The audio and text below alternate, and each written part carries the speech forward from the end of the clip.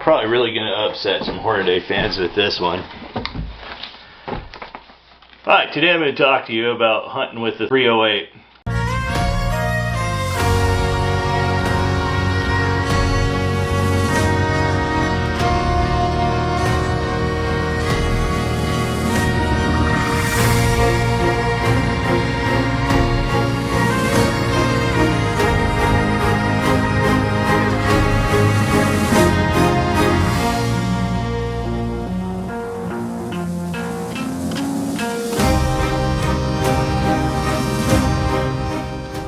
I chose to hunt with a 308 in Montana, typically because my first decision stems on brass. If I can find high-end brass, I'm going to run the high-end components, then it makes it easy to hunt.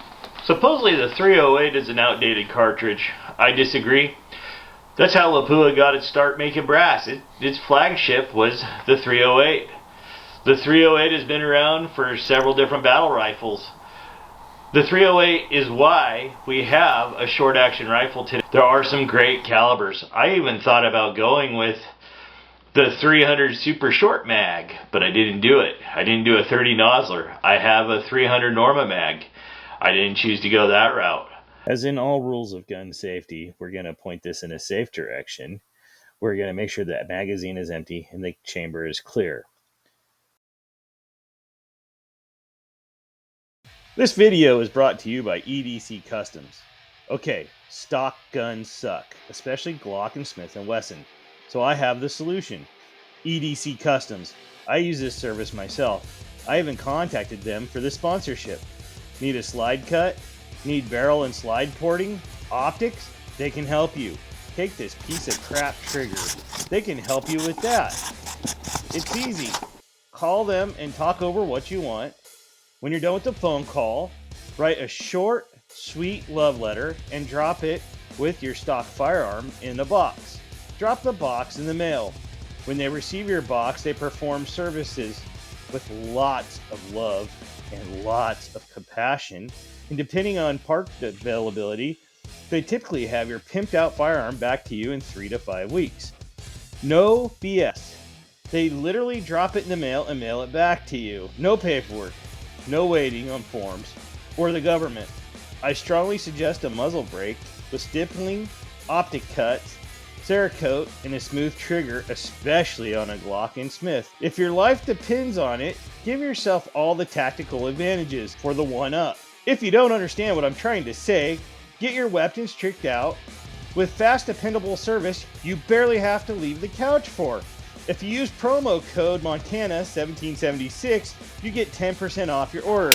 That really adds up. Extra money for ammo.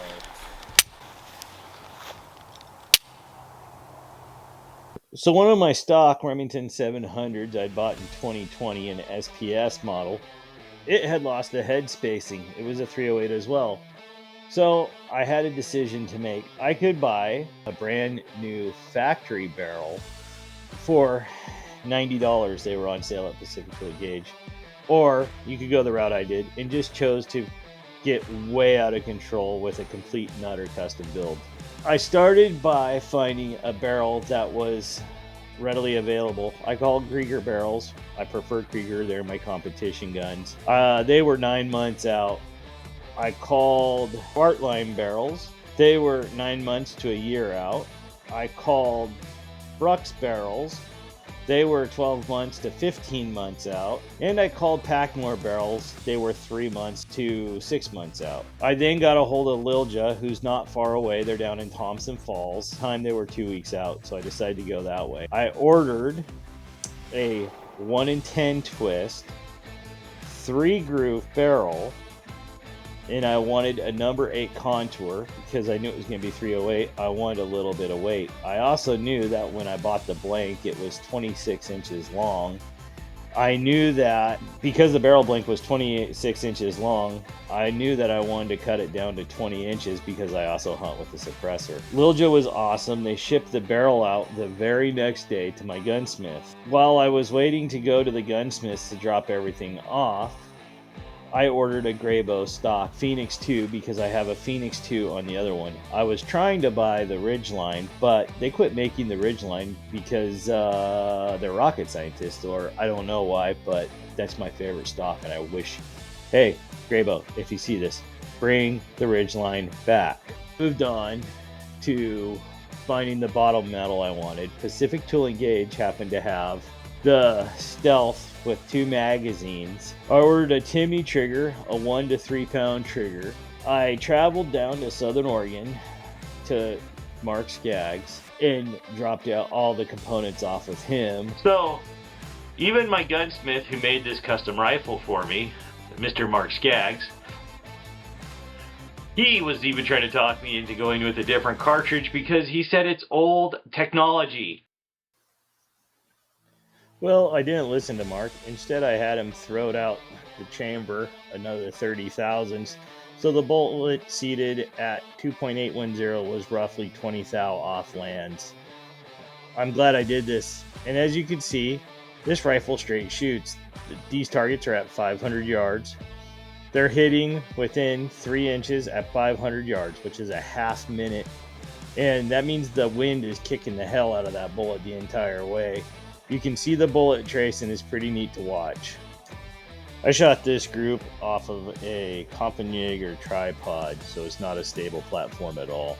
I chose to go the route I went because, number one, it's cheap to shoot. It's cheap to practice. I've been shooting with 308 for many years.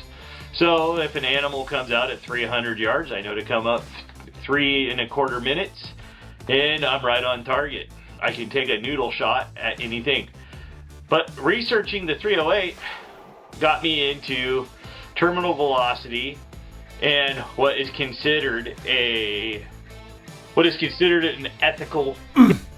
For me, I thought this was kind of funny because terminal velocity keeps popping up. It needs about 1,000 foot-pounds of energy to successfully, I don't know. I know people get high heel shoes. Let's look at the 308 cartridge. It was developed in 1952. It was an alternative to the 30-06. It was a lot easier on the shoulder, meaning less felt recoil. It replaced the 30-06 off the 300 Savage, which is a great cartridge. It was adopted by NATO in 1954. What's cool about it is 2 battle rifles. The right arm of the free world was made off the 308. It was designed around it. Same with the M18 or the M14. If you're a fan of that cartridge, if you're a fan of those rifles, guess what? You can thank the 308. If you're a fan of short actions, you can thank the 308. Civilians picked up this cartridge fairly quick and got it going because they thought that it was amazing because it was inherently accurate. Most popular short action big game hunting cartridge. It's effective in a wide variety of North American game, including deer, elk, and black bear. That is straight from the internet, not my mouth. I'm hunting black bear and elk with it. I'm going to shoot a 200 grain bullet moving at 25-25. That's pretty respectable for a 200 grain bullet. There is plenty of velocity as up to 350 yards for the bullet to expand. But if I shoot him in the noodle, there won't be a problem. If you see in this clip, that is 500 yards. I'm shooting off a tripod, and that's 3 hits in 1.5 inches. That will definitely do some killing. Also too, if I wanted to go in super stealth mode, we could go with a 200 grain subsonic bullet. Is not going to make any sound. So it is probably not a ethical but it's real easy on the eardrums and it won't disturb any animals around it. Basically, I can find brass and components and shoot for dirt cheap. Okay, I can stay proficient with this rifle. A box of bullets is right around $60, $50 to $60 at this time.